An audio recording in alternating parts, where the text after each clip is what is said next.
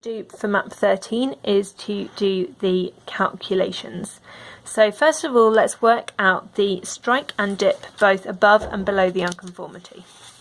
So it's going to draw you a little schematic diagram of what I'm thinking about for this. So if this is our surface, we've got our dipping bed here. What we've done is we've drawn structure contours at known intervals for this structure. So I'm just going to represent those across there. They're just sort of schematic. So we want to know the dip here of our bed. We know how far apart these structure contours are. So for instance, the structure contours that we drew for the unconformity, we had 900, 800, 700 meters. So they are 100 meters apart. So we know that our vertical distance here is 100 meters between our structure contours. So what we need to do now is look on the map what the horizontal equivalent distance is. We're going to use our scale. So remember, our scale was 2.5 centimeters is 500 meters. So if I look at the distance between my structure contours, I think maybe these are slightly askew-ish, but if you look here, on average they're about 5 centimeters. So 5 centimeters from my scale is double my scale bar, so that's 1,000 meters. So my equivalent horizontal distance is 1,000 meters for every vertical 100 meters. So now we can turn this into a triangle. So this would be the opposite. This is adjacent and this is hypotenuse. So if we draw out our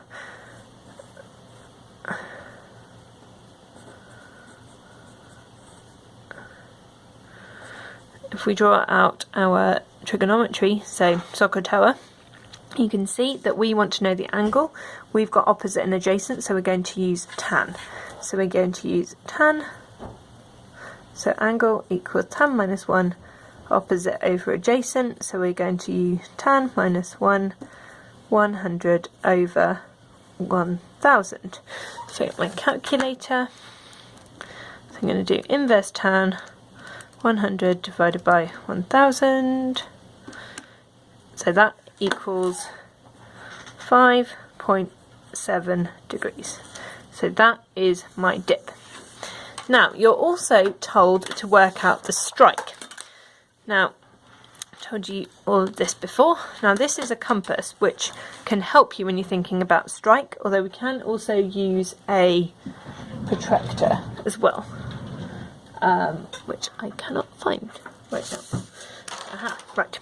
So we can use a protractor, but I'm just going to show you with the compass. So you can see on the compass that north is 360 and 0 degrees, south is 180, east is 90 degrees, and west is 270. Now we want to know the orientation of our structure contours because those are equivalent to our strike, so our horizontal on our rocks. So if we were going to do with this with a compass, all we'd do is orient our compass along the line, rotate this and read off what the number is. Now it's good to have a think about what you think the number's going to be to start off with, so you can critically assess what you're doing. So we know that these structure contours, I'm just putting my ruler parallel to them so you can see a bit more easily for the unconformity, are essentially going north-south along our map. So the number we're going to get is either going to be around 0 or around 180. And if you just look on my compass, you can see that my value is 100, and for this line here is 178. So I'm just going to show you now with my protractor how I do the same thing. So I basically just want to look at this here.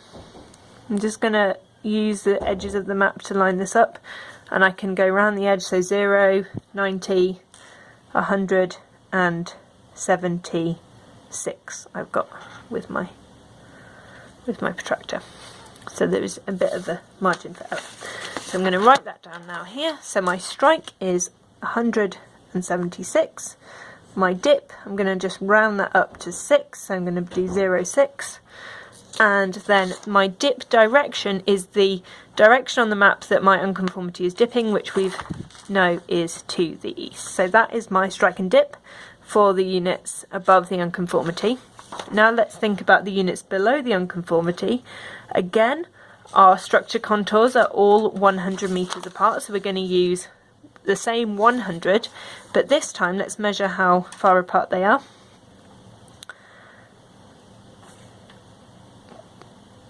Okay, so I think on average I'm getting about 1.5, I would say. So it's, you can see how I'm measuring lots of different structure contours, and that's because they will be slightly different, so just sort of take an average. Don't get too het up about this. Try and round it to the nearest sort of whole number for your scale. So if they are 1.5 centimeters apart, that is 300 meters on our scale. So they're going to be 300 meters. So for our angle below the unconformity, sorry, we're going to again use inverse tan. We're going to do 100 divided by 300. And when we do that on our calculator, so inverse tan 100 divided by 300, that is 18.4. So that is our dip below the unconformity. Let's now work out what the strike is. So I'm going to use my protractor. I'm going to, this time,